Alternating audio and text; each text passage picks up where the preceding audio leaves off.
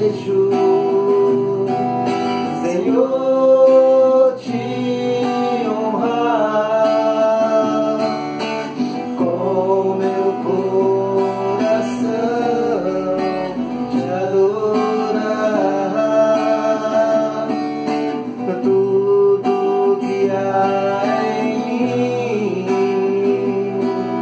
te dá louvor,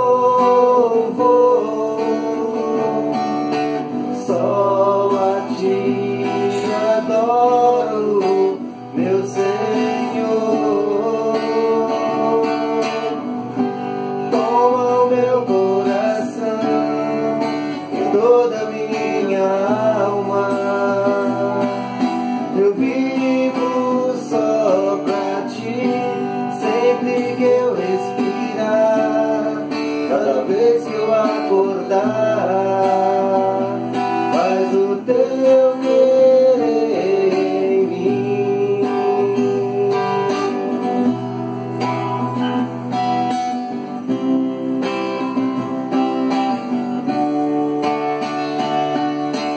Este é meu desejo, Senhor, te honrar com meu coração, te adorar,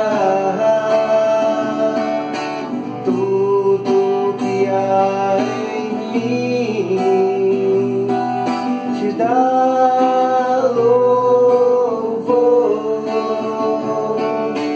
só a ti adoro, meu Senhor. Toma o meu coração e toda a minha alma, eu vivo só pra ti, sempre que eu respirar, cada vez que eu acordar, faz o teu querer em mim.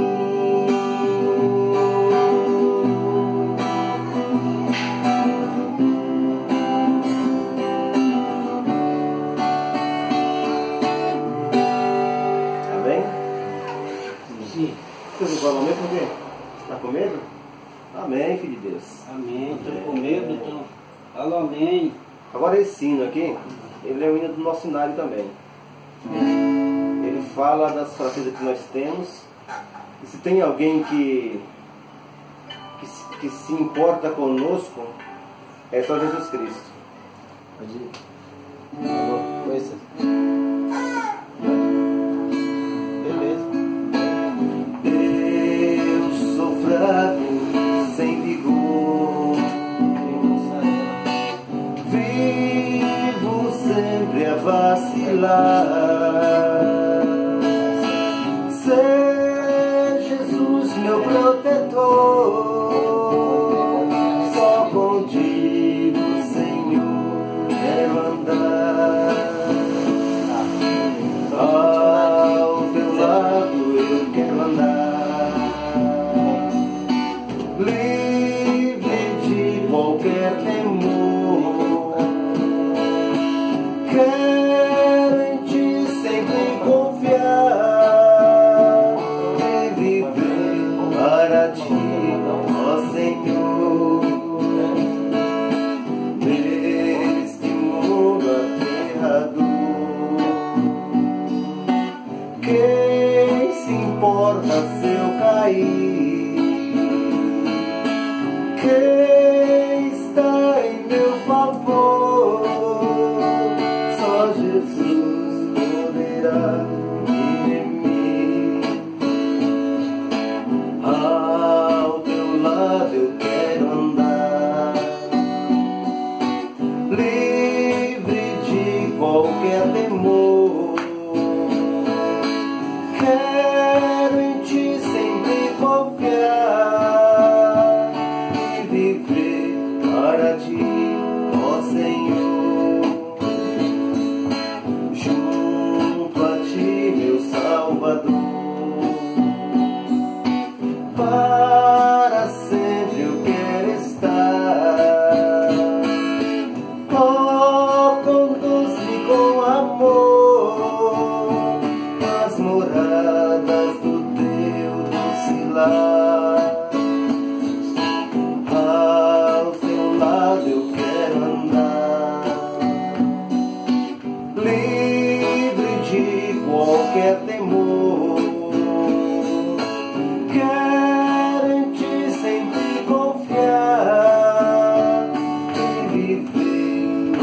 a ti, ó Senhor.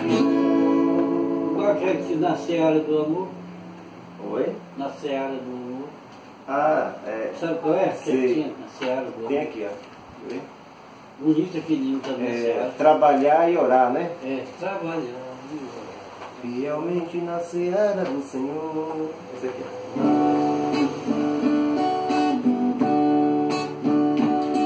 Eu quero trabalhar pro meu Senhor, confiante no poder do seu amor. Orar e trabalhar e ocupado sempre estar na seara do Senhor. Trabalhar e orar fielmente na seara do Senhor. Meu anelo é orar e o culpado sempre está na seara do Senhor. Eu quero cada dia trabalhar, escravo do pecado libertar e levá-lo a Jesus, nosso guia, nossa luz, na seara do Senhor. Trabalhar, trabalhar e orar fielmente na seara do Senhor. Meu anelo é orar e o culpado sempre está na seara do Senhor. Eu quero ser obreiro de valor, confiante no poder do Salvador. E quem queira trabalhar achará também lugar na seara do Senhor. Trabalhar e orar fielmente na seara do Senhor. Meu anelo é orar e o culpado sempre está na seara do Senhor. Aí sim, né? Bonito, viu? Muito bonito, né? Bom, pra gente já iniciar nosso estudo, vamos cantar Não Há Deus Maior. Ok?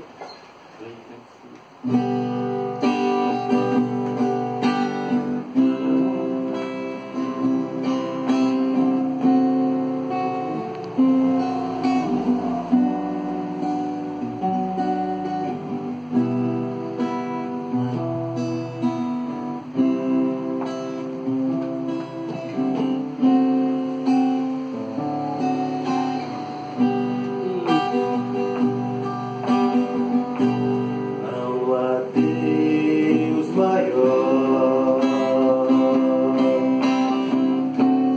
não há Deus melhor, não há Deus tão grande como nosso Deus. Repete.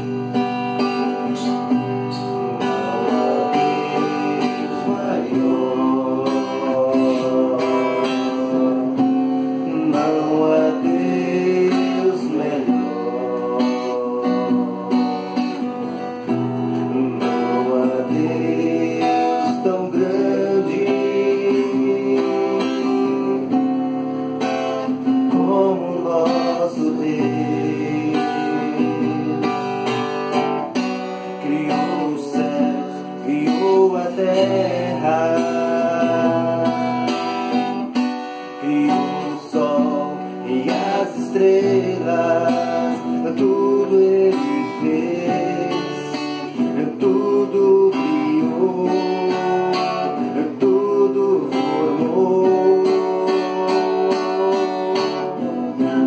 para o seu louvor, para o seu louvor, para o seu louvor.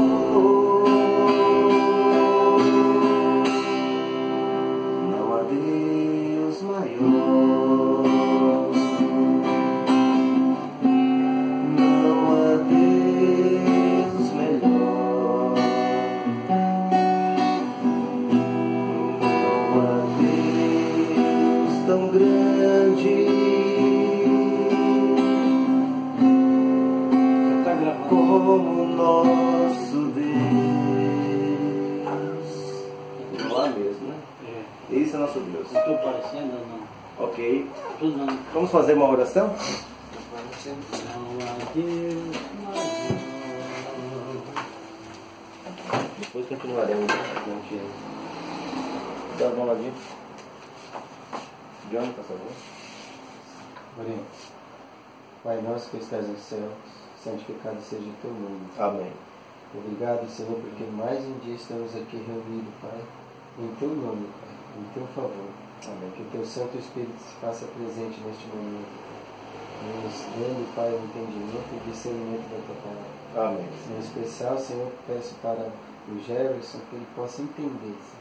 Amém. Ele possa, Senhor, colocar em sua mente o verdadeiro caminho, a verdadeira palavra. Amém. Por favor, Senhor, se faça presente neste momento, Pai, neste sábado tão maravilhoso, Senhor, que é o santo dia. E que nós possamos, Senhor, estar aqui em amigos, em amizade e em amor, Senhor. Amém. Que seja feita a tua vontade em nome de Jesus. Amém. Amém. Amém. Amém. Muito bom. Ok. Cadê meu controle? Está aqui, né? Esse sai Vamos começar nosso estudo. Só relembrando, vou ficar sentado hoje aqui, fica mais à vontade. Só relembrando o estudo anterior, né? A gente falou sobre um pouquinho da origem do mal, né? Lúcifer era um anjo de luz, né? E quis tomar o lugar de Deus. Eva foi enganada pela serpente. O mal se originou no céu, no coração de um anjo livre. Um anjo livre. E não com Deus, como muitos estejam alegando aí, né? Que o mal começou no céu e tal, então foi por Deus. Não. Foi em um anjo que vivia no céu. E Lúcifer cometeu iniquidade, que é a desobediência à lei de Deus.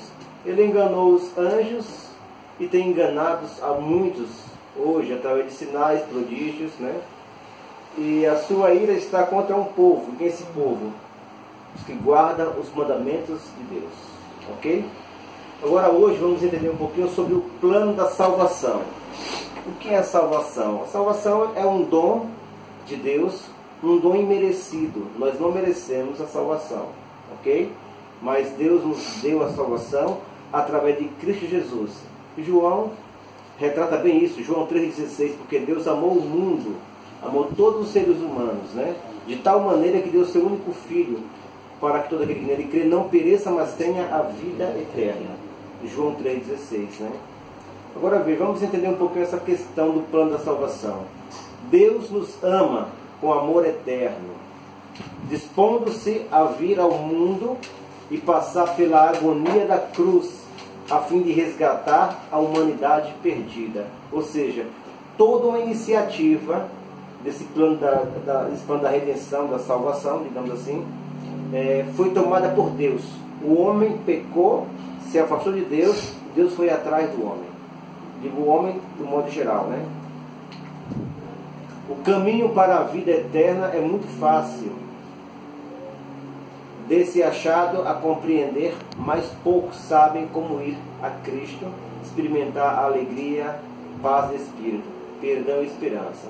Ou seja, há pessoas que procuram outros caminhos, buscando esse conforto nas próprias almas, no seu próprio espírito. Não vai encontrar nunca, né? Só a paz e conforto em Cristo Jesus. Temos aqui a primeira perguntinha.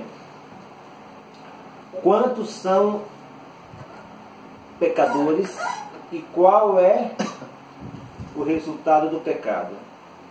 Vou ficar bem longe aqui, fica melhor assim para mim. Ô Jefferson, aqui, ó, por favor. Mais fácil.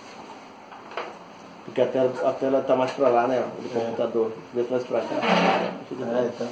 Né? Dá pra... É isso mesmo. Deixa eu ver o que eu sabia assim. Lucas, cadê você? Cadê o Lucas? Lucas, vem para computador assim. Aqui fica muito bom para mim. Olha lá. Romanos, né? Romanos 5:12 e 6:23. Vamos ver. Quantos são pecadores e qual é o resultado do pecado? Pela lógica aí, todos são pecadores. É isso? Pela lógica, sem ler o texto, né? Agora o resultado é o quê? É a morte. Não essa morte física que estamos vivenciando todos os dias aí, né? Mas a morte espiritual. Essa é a pior de todas, no caso, né? Vamos ler o texto bíblico? Faça a boa, Deus.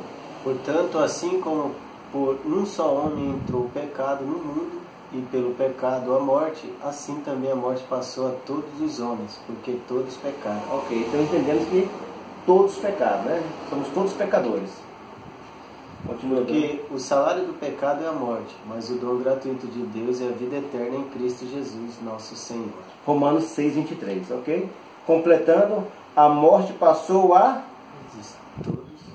Eu não ouvi o Gladinho aqui falando. A quem? Pode falar, por favor. É bom falar para... maquinando para gravar. A morte passou a todos os homens, né? Porquanto todos Pecaram.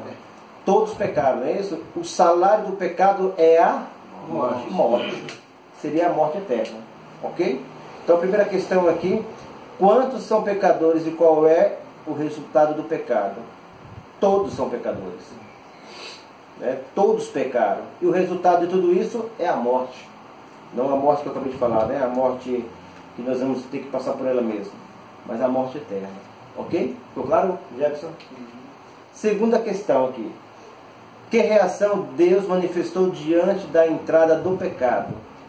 Deus ele usou ele teve uma reação quando o pecado apareceu, digamos assim, quando o pecado foi esboçado, né? Qual foi a reação de Deus? Gênesis 3, 8 ao 10. Quando ouviram a voz de Deus, do Deus, Senhor Deus, que andava no jardim, pela viração do dia, esconderam-se da presença do Senhor Deus, o homem e sua mulher, por entre as árvores do jardim. Continua. E chamou o Senhor Deus a um homem e lhe perguntou: onde estás? Ele respondeu: ouvi a tua voz no jardim, e porque estava nu, tive medo e me escondi. Então a pergunta é: que reação Deus manifestou diante da entrada do pecado? Deus abandonou o homem? Primeira pergunta. Segundo, se importou? Terceiro, procurou o homem? Vamos entender? Deus o procurou. Perceba que eles se esconderam de Deus. A pergunta é: algum ser humano nesse mundo consegue se esconder de Deus? Agora imagine aonde se esconderam ainda. Atrás de uma árvore. Não, é uma piada. Não é uma piada, né? É brincadeira, né? Porque é igual criança, né? A criança, o outro está vendo, está debaixo da cama. Ou melhor, o outro nem viu. Mas ele gritou: pode vir me procurar. Ele estava debaixo da cama. Tinha lugar nenhum. Você entendeu? Então, quer dizer, e Adão e Eva a mesma coisa. Pareciam duas crianças. Deus foi até eles. E eles se esconderam de Deus. Não tem como esconder de Deus. Mas Deus tomou sempre iniciativa. Deus toma iniciativa sempre, né? Qual a condição da natureza humana após o pecado? O que aconteceu? Vamos ler o texto? Tem vários textos aqui. Tem Gênesis 6:5, Salmos 51:5. Temos Jeremias 13:23, 17 até o 9. Ou melhor, capítulo 17, versículo 9. E Mateus 15:19. Tem vários textos aqui. Vamos ler. Gerson. Viu ao Senhor e maldade do homem se Mais alto. havia multiplicado na terra, e que era continuamente mal, todo designou no seu coração. Ok, mais um texto. Eu nasci na iniquidade e em pecado, me concebeu, né? Isso. Minha mãe. Pode acusar Acaso o etíope mudar a sua pele ou a leopardar as suas manchas, então poderia fazer o bem, estando acostumado a fazer o mal. enganoso é o coração. enganoso é o coração mais do que todas as coisas e desempenhamente corrompido, quem o conhecerá? Porque do coração procedem maus desígnios, homicídios, adúlteros, prostituição, furtos, falsos testemunhos, blasfemais. Então a pergunta é, repetindo, qual a condição da natureza humana após o pecado? Ficou mais santa? Tornou-se corrompida e depravada? Permaneceu como era? Vamos ver a resposta? Qual que é a resposta? Tornou-se corrompida e depravada. Após o pecado, parece que ficou tudo natural, né? E cada vez mais, ficando mais complexa a situação, né? A gente liga a televisão hoje, tanta coisa ruim que acontece, né? Não é fácil. Até a vereadora mataram já. Você vê, né? Morre todo mundo, né? É o mal, a consequência do pecado. Mal. Quais são outras características da natureza humana pecaminosa? Temos vários textos aqui também, ó. Efésios 2:3, 4:18, 1 Coríntios 2:14, Romanos 7:15, 19, 23, 24. Vamos ler os textos? Johnny, por favor. Entre os quais também todos nós andamos outrora, segundo as inclinações da nossa carne, fazendo a vontade da carne e dos pensamentos, e éramos por natureza filhos da ira, como também os demais. Obscurecidos de atendimento, alheios à vida de Deus por causa da ignorância em que vivem pela dureza do seu coração. Ora, o homem natural não aceita as coisas do Espírito de Deus, porque eles são loucura, e não pode entendê-las, porque elas se discernem espiritualmente. Porque nem mesmo compreendo o meu próprio mundo, o meu próprio modo de agir, pois não faço o que prefiro, e sim o que detesto. Ora, se faço o que não quero, consinto com a lei que é boa. Neste caso, quem faz isto já não sou eu, mas o pecado que habita em mim, porque eu sei em mim, isto é, na minha carne, não habita bem nenhum, pois o querer o bem está em mim, não porém efetuá-lo. Mas vejo nos meus membros outra lei que, guerreando contra a lei da minha mente, me faz prisioneiro da lei do pecado, que estás nos meus membros. Desventurado homem que sou, quem me livrará do corpo desta morte? Ok, vamos completar. Querer o bem está em mim, mas não consigo efetuá-lo, ok? O homem natural, ele não compreende as coisas de Deus. E é verdade mesmo, né? As coisas espirituais só há um discernimento, uma compreensão espiritualmente. Não tem como a gente natural querer compreender as coisas espirituais. Tem que estar envolvido com o espiritual para compreender. Por exemplo, para conhecer o Nadir, digamos assim, né, Nadir? Eu tenho que o quê? Conviver com ele. Não assim, eu lá no De Lourenço, na minha casa, e ele aqui. Tem que conviver diariamente, juntos. Aí passa a conhecer, compreender algumas coisas, né, Nadir? Então, assim é para com Deus. Para entender Deus, temos que nos relacionarmos com Ele. Porque Deus é Espírito. E importa que nós adoremos em Espírito e em verdade. Pode falar, não sei falar. Lê mais a Bíblia. Ler mais a Bíblia, né? Exatamente. Ficou claro, né? Essa questão da pergunta 4, né? Então seria querer o bem está em mim. Isso parece que procede da gente, né? Querer o bem, mas não consigo efetuá-lo. Percebe a luta que Paulo tinha aqui? O homem natural ele não pode compreender as coisas de Deus. Naturalmente não tem como. Ok? Pergunta 5. Que plano Deus estabeleceu para nos salvar da morte? Eu até citei no começo desse aqui. Eu nem tinha lido essa parte aqui. Ó, João 3,16. Olha só.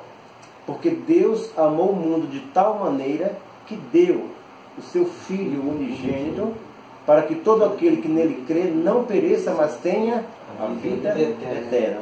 Você pode parafrasear essa frase. Como assim, Pedro? Vou explicar. Ó. Porque Deus amou, tira o mundo fora. Amou Pedro, amou Johnny, amou Lucas, amou Jefferson, amou José Nadir. Coloca o seu nome nesse mundo. Fica mais bonito, fica? Porque Deus amou o Raimundo de tal maneira que deu o seu Filho unigênito, para que, se o Raimundo nele crê, não pereça, mas tenha vida eterna. Ficou bonito assim? E quando você fala mundo, você está englobando muitas coisas, mas quando você pega esse texto e o torna pessoal, é diferente. Como é o nome do seu filho, Nadir? O nome do seu filho? Lucas. Do seu filho lá, da terra. Tiago. Ei, Tiago, esse vídeo é para você também. Tira o nome mundo e coloca o teu nome. Porque Deus amou o Tiago, e não só o Tiago, mas a família dele no completo, de tal maneira que deu a Jesus Cristo, para que, se o Tiago e a sua família nele crê, não venha a perecer, mas venha a ter a vida eterna. Olha que coisa linda, Tiago. A pessoa viver eternamente ao lado de Cristo. Deus te abençoe, garoto, você e sua família. Então veja, que plano Deus estabeleceu para nos salvar da morte eterna? Qual foi o plano? O plano da salvação está baseado em Cristo. Ele deu a Jesus, esse é o plano, ele deu a Cristo para cada um de nós. É como se a gente estivesse em um mar, se afogando, e alguém joga um bote para nós. Se você agarrar naquele bote ali, não tem como você se afogar mais. Entende? Então, digamos que esse mundo aqui é esse mar. E Deus entregou esse bote que é Jesus Cristo para nós. Coisa linda, né? João 3,16. E que plano é esse? Isso se chama o plano da salvação. Coisa linda. Eu quero ler aqui um texto aqui embaixo. Fala assim, olha. Deus estabeleceu um plano mediante o qual seu Filho daria vida em lugar do pecador. Ou seja, de mim e de cada um aqui presente, e de você que está vivendo também, Thiago. Deus forma todo o que o aceita. Ou melhor, é isso mesmo. Todo o que aceita. Como Salvador. E perdoando o recebe a promessa de vida eterna. Ou seja, Ele nos perdoa e nos oferece esse privilégio de um dia ter a vida eterna. Cristo morreu pelos meus e pelos nossos pecados. Segundo a Escritura, 1 Coríntios 15, versículo 3, nos afirma isso. Então aí nesse contexto vai entrar o plano da salvação para nós. Pergunta 6. O que Jesus fez por nós na cruz? 1 Pedro 2,24 e Isaías 53, do 5 ao 6. Lucas, vem para nós, por favor. Carregando ele mesmo em seu corpo sobre o madeiro os nossos pecados, para que nós, mortos para o pecado, vivamos para a justiça. Por suas chagas, sarados. Foste sarado, ok. 1 Pedro 2,24. Mais um texto, Isaías. Mas ele foi ultrapassado pelas nossas transgressões e moído pelas nossas iniquidades. O castigo que nos traz a paz estava sobre ele, e pelas suas pisaduras fomos sarados. Verso 6. Todos nós andávamos desgarrados como ovelhas, cada um se desviando pelo caminho, mas o Senhor fez cair sobre ele a iniquidade de nós todos. Então veja, completando o que Jesus fez na cruz por cada um de nós. Carregou em seu corpo sobre o madeiro os nossos pecados. O Senhor fez cair sobre ele a iniquidade de todos nós. Ou seja, iniquidade quer dizer pecados, né? Entende? Ou seja, Ele carregou tudo isso em amor de todos nós. E o diferencial aí é que Ele nos amou primeiro, Ele assumiu esse papel aí, sem esperar nada em troca. Isso se chama amor incondicional. Porque a gente geralmente faz alguma coisa esperando algo, né, em troca, né? Por exemplo, a gente trabalha, alguém falou assim, olha, quando alguém chegar numa entrevista de emprego, querendo um emprego, não dê muita confiança para ele. Quem fala assim, olha, eu quero um emprego, eu preciso do emprego. Não. Ele precisa do salário do mês para pagar as contas. Entende? O emprego ele vai ter, mas ele está de olho no salário do mês. Então é o interesse, né? Esse é um trabalho para receber. Todo mundo interessado. Só que na questão de Cristo aí é o contrário. Diferente. É totalmente diferente. Isso se chama amor incondicional. Independentemente de eu amá-lo ou não, de eu aceitá-lo ou não, ele me amou e se entregou por mim. Coisa linda, né? Não dá para entender esse grande amor de Cristo. Pergunta 7. Indo para a reta final já desse estudo, né? Quem pode mudar a natureza humana? Será que eu posso mudar a sua natureza, Deus? E você a minha? Não. Jefferson, podemos mudar um no outro, a natureza do outro?